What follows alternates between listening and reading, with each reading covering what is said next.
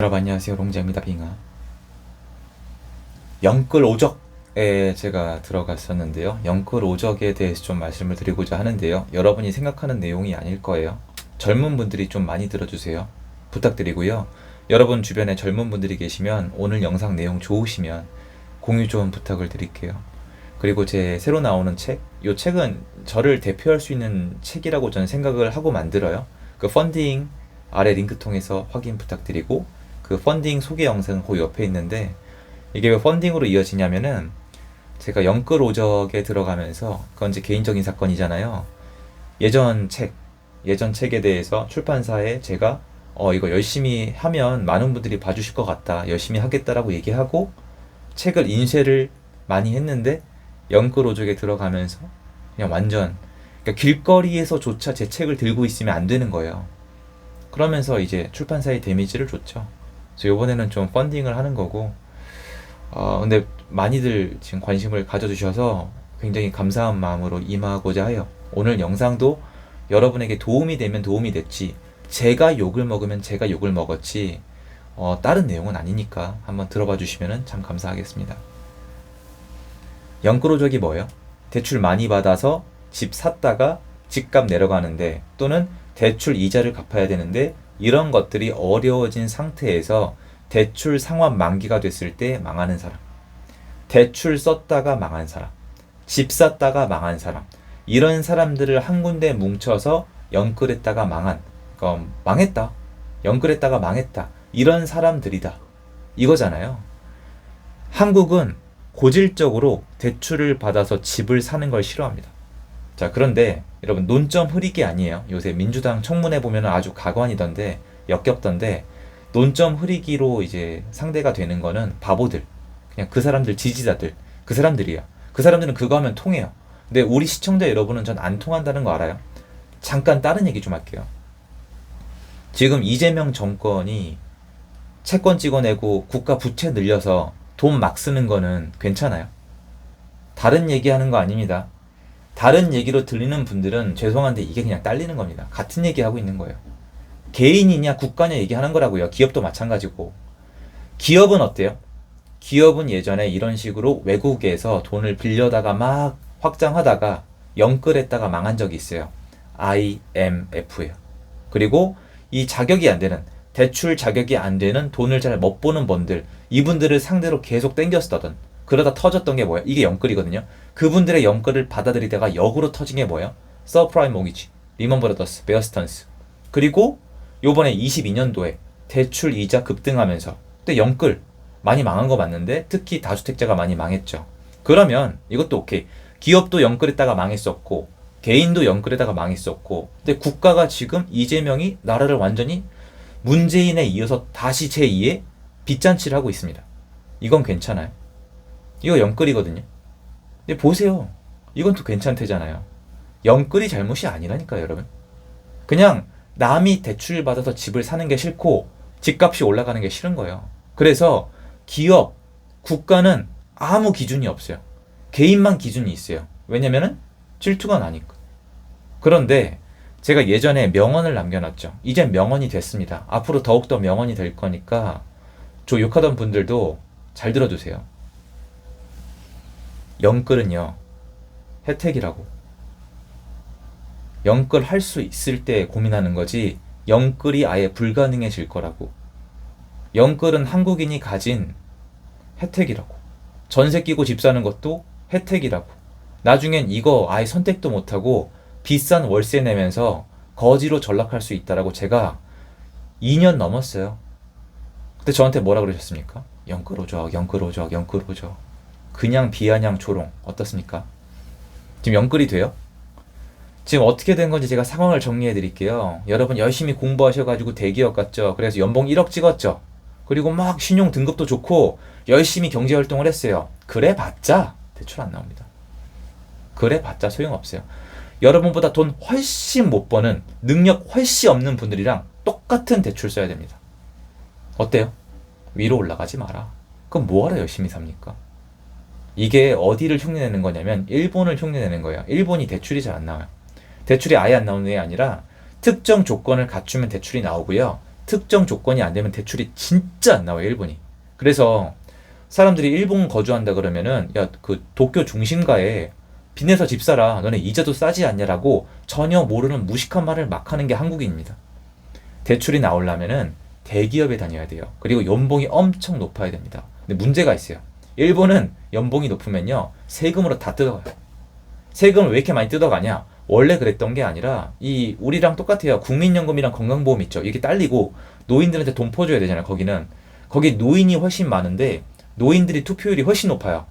젊은이들은 표가 안 되고요. 노인분들이 표가 된단 말이에요. 그래서 이건 실버 민주주의로 가고 있는 게 일본인데, 그러니까 돈 퍼줄 돈이 없잖아요. 그럼 어떻게 해야 돼요? 젊은 사람들, 노동하는 사람들의 돈을 뺏는 거예요. 그럼 계속 일을 시켜야 될 거 아니에요. 그리고 이 조건을 갖춰야 돈을 많이 벌고 있으면서 세금을 엄청 내고 있어야지 저리의 대출이 나와요. 그래서 일정 조건이 안 되는 분들은 집을 살 수가 없어요. 그럼 남는 건 뭐냐? 거긴 전세 없죠. 월세예요. 월세가 비싸요. 그래서 그런 다음에 월세가 비싸기 때문에 젊은 분들은 돈을 번 다음에 세금 내고 월세 내고 나면요, 쓸 돈이 하나도 없습니다. 농담 같죠? 제가 이거 분명히 말씀드릴게요. 제가 이건 조사하고 확실하게 말씀드릴 수 있는 거예요. 젊은 분들의 그 패턴을 따졌을 땐요, 한국 분들이 여전히 일본 분들보다 훨씬 잘 살아요. 들으면 화나시잖아요. 근데 어떻게 해요? 팩트인데. 여러분이 훨씬 쓸 돈이 많은 거예요. 일본은 쓸 돈이 아예 없어요.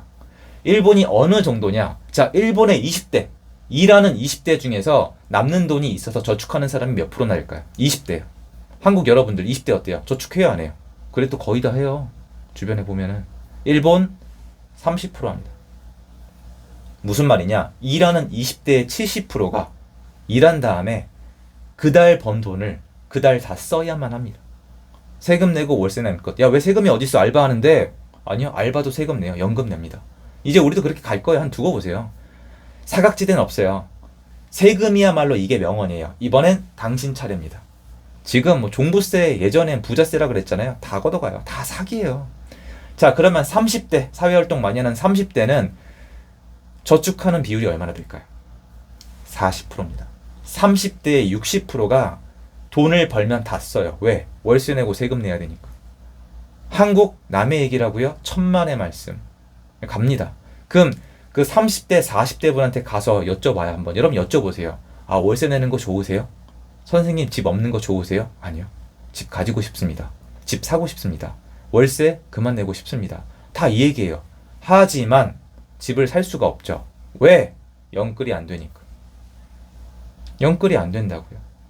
영끌이 하고 싶어도 못하는 사람이 엄청 많아요. 세상에는. 정말 정말 많아요.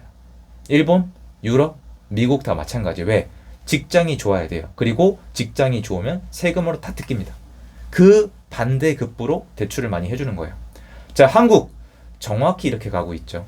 주변에 지금 난립니다. 집을 사고 싶은데 집을 못 사요. 게다가 이제 가정 있는 분들, 아이들 있는 분들 학군지로 평수 넓히고 싶은데 안 됩니다. 능력이 아무리 좋아도 안 됩니다. 이런저런 대출 다 막았습니다. 신용도 막았고 담보도 막았고 뭐 사업자 받는 분들도 이제 제재가 들어갈 겁니다. 그럼 방법이 뭐가 있죠? 뭐가 있어요, 여러분? 못 올라가는 거지. 못 올라가는 거라니까요. 그럼 나중에 월세 내시면 됩니다. 월세 내고 나면 남는 돈 이제 없을 겁니다. 나머지는 다 국가에 내야 되니까. 야, 그러면 퇴직연금으로 한번 해볼까? 안 돼요.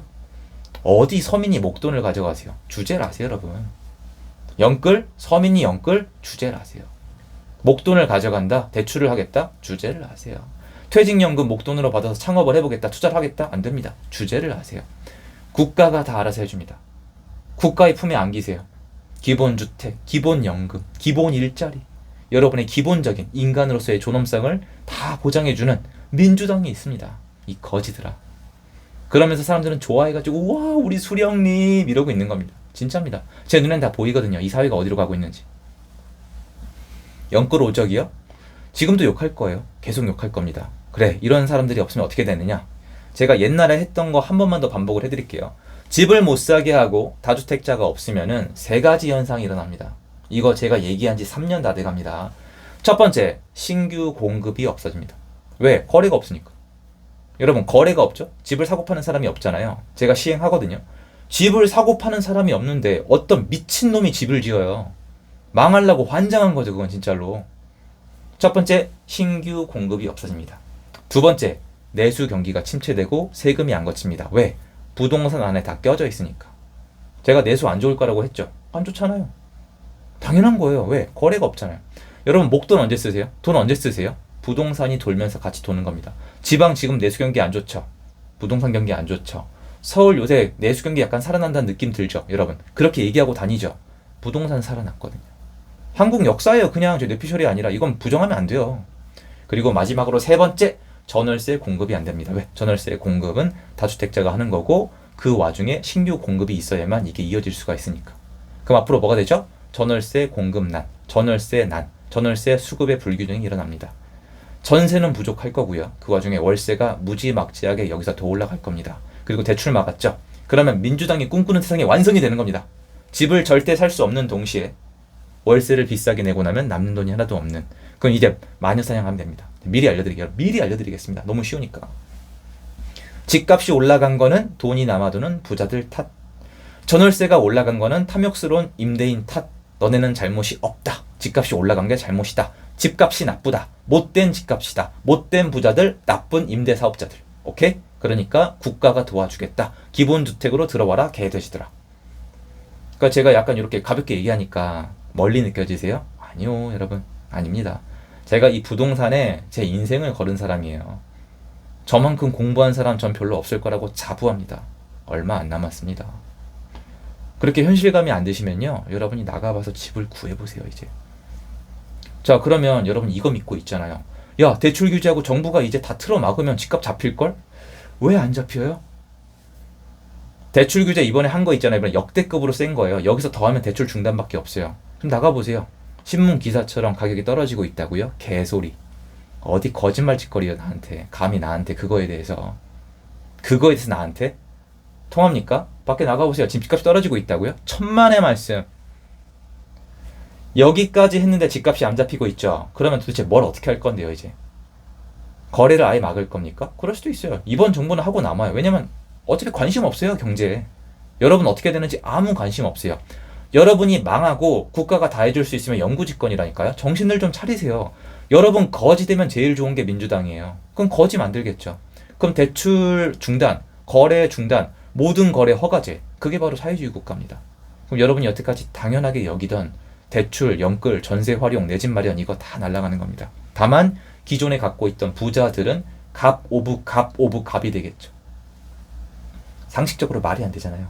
임대인이 있어야 임차인이 있는 건데 어떻게 임차인이 힘이 더 셉니까? 이건 오래 못 간다고 말씀을 드렸잖아요. 그리고 지금 1가구 1주택이죠. 그러면 누가 임대차를 놓습니까? 자기 집에 자기 하나 사는데. 근데 이거를 막연한 어떻게 회전해가지고 되지도 않는 머리를 회전해서 어떻게든 될 거라고 생각하시는 분들이 계시잖아요. 20년 전에도, 10년 전에도, 5년 전에도, 작년에도, 재작년에도 여러분들은 있었어요. 그래서